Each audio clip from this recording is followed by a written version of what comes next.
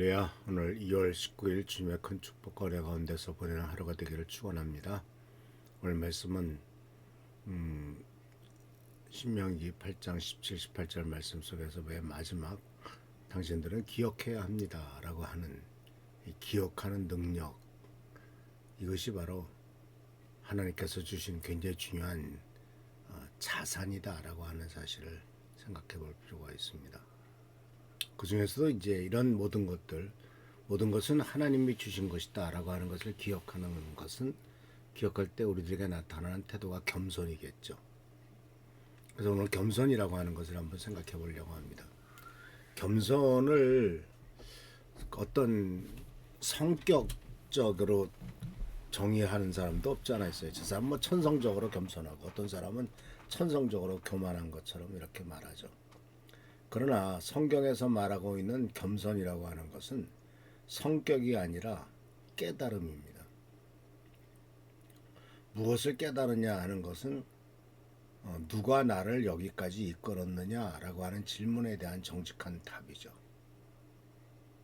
한번 사는 성도님들, 지금까지 우리가 몇 년을 살아왔든지 간에 한번 스스로의 인생의 그 길을 한번 생각해 보시기 바랍니다. 누가 나를 여기까지 이끌었는가? 내가 스스로 나를 여기까지 이끌고 갔는가? 아니면 어떤 돈이 이끌고 갔는가? 뭐가 나를 여기까지 이끌었는가? 근데 성경적인 입장에서 우리가 깨달았을 때 누가 나를 여기까지 이끌었는가 하는 것은 결국은 하나님이 나를 여기까지 이끌으셨다라고 하는 것을 분명히 인식하고 또 말할 수 있겠죠. 예를 들면 모세를 한번 생각해 봅시다. 모세에 대한 평가가 민수기 12장 3절에 그의 온유함이 이 땅에 있는 모든 사람보다 더 온유했다라고 묘사합니다. 온유하다라는 말을 우리가 오해하면은 소심하거나 또는 이렇게 항상 지거나 또 양보하거나 이러한 사람을 온유하다 이렇게 표현하기 쉽습니다만, 그러나 모세는 전혀 소심하지도 않았죠. 바로와 대면했습니다. 이스라엘 민족을 무려 40년 동안 광야에서 이끌었습니다. 불평불만에 가득한 민족들을 이끌었습니다. 심지어는 하나님 앞에서도 하나님과 논쟁을 하기도 했습니다. 그래서 이와 같이 모세가 온유하다라고 하는 것은, 또 모세의 온유함은 무능함이 아니라 자기가 누구인가를 정확하게 알고 있었기 때문이죠. 하나님께서 모세에게 애굽 땅으로 돌아가서 이스라엘 민족을 구원하라라고 하는 명령을 내리셨을 때, 내가 누구라고 바로한테 갑니까? 내가 누구라고 이스라엘 민족을 애굽에서 인도하여 내겠습니까? 나는 못합니다라고 이렇게 하나님 앞에 자기 자신을 인식한 것을 볼 수가 있습니다. 바울도 마찬가지죠. 바울도 스스로 자기 자신에 대해서 나는 내게 주신 은혜를 따라, 내게 주신 은혜가 있었기 때문에 그 은혜에 의지해서 다른 모든 사도보다도 더 많이 수고하였다. 그러나 내가 한 것이 아니라 오직 나와 함께 하신 하나님의 은혜다라고 이렇게 말하고 있죠. 자신의 수고를 부정하는 것은 아니죠. 그러나 그 수고의 근원조차도 하나님에게 있었다라고 하는 것을, 하나님의 은혜의 덕분에 내가 수고할 수도 있었고 하나님의 은혜의 덕분에 우리 교회도 40년 동안 이와 같이 이어올 수 있었다라고 말하는 것이죠. 그래서 교회나 개인의 미래가 무엇으로 보장될까요? 돈이 많이 있으면 보장될까요? 또는 시스템이 안정되어 있으면, 세대 간의 승계 계획이 잘 되어 있으면?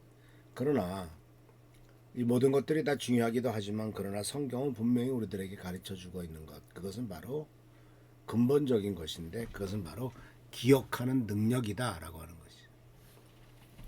이것이 바로 다음 세대를 위한 가장 중요한 자산입니다.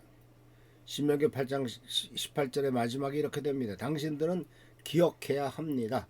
내 하나님 여호와를 기억하라 라고. 우리가 기억하면은 과거에만 머무른다고 생각을 하죠. 옛날에만 너무 매달린 거 아니냐 이렇게 생각하기 쉽습니다만, 그러나 그게 아닙니다. 기억은 현재를 방향짓는 힘이에요. 왜냐하면은 이스라엘 민족이 스스로가 과거에 우리가 애굽에서 있었던 노예였다라고 하는 것을 기억한다면 다른 사람을 노예 삼아 가지고 괴롭히지 않겠죠. 과거 이스라엘 민족이 현 시대에 들어와 가지고 이스라엘 민족이 어, 그 히틀러에 의해서 그렇게 600만 명이나 끔찍한 죽임을 당하는 끔찍한 일을 당했다는 것을 기억한다면 자기네들이 팔레스타인 사람을 그렇게 죽이려고 하지는 못하겠죠. 근데 이 기억을 잃어버린 거예요. 그 애굽을 기억하는 사람들은요, 공동체를 억압하는 자를 억압당하는 사람을 외면할 수 없겠죠. 십자가를 기억하는 교회는요, 예수님께서 고난당하신 것을 생각하고 하늘 영광을 버리셨다는 것을 생각한다면 그런 교회가 자기 영광을 추구할 수 있겠습니까? 또 하나님께서 베푸신 그 큰 은혜를 기억하는 개인은 어떻게 교만할 수가 있겠습니까? 내가 누구였음을 기억하는 사람 존재는 절대로 교만할 수가 없죠. 그런데 기억을 잃어버리면요 방향을 잃습니다. 자기 능력으로 모든 것을 한 것이라고 착각을 하고요. 자기가 마음대로 해도 된다라고 생각을 합니다. 그래서 지금 현재 이스라엘 민족은 팔레스타인 사람들을 거의 토끼몰이 하듯이 죽이고 있지 않습니까? 그 과거를 잊어버리면 기억을 잃은 공동체는 방향을 잃어버려요. 하나님께서 주신 목적을 방향성을 잊어버려요. 사사기 시대가 그 증거죠. 그 세대 사람도 또 그 후에 일어난 다 돌아갔을 때 그 후에 일어난 다른 세대는 여호와를 알지 못하였다. 한 세대의 망각은 다음 세대의 무지로 이어지죠. 그래서 그 다음 세대는 멸망당하게 되는 것을 발견할 수가 있습니다. 그래서 사랑하는 성도 여러분, 우리들은 기억을 연습해야 됩니다. 기억하는 공동체가 되어야 됩니다. 그래서 우리가 예배를 일주일에 한 번씩 또는 수요일 기도에 이렇게 계속 반복드리는 이유는 바로 뭐냐면 감사하고 하나님 앞에 예배드리는 것이 의례화되는 거죠. 유대교는 하루에 100번의 축복 기도를 드린다고 합니다. 음식을 먹을 때, 아침에 눈 뜰 때, 좋은 소식을 들을 때마다 주님 찬송 받으소서 바르크 아타 아도나이.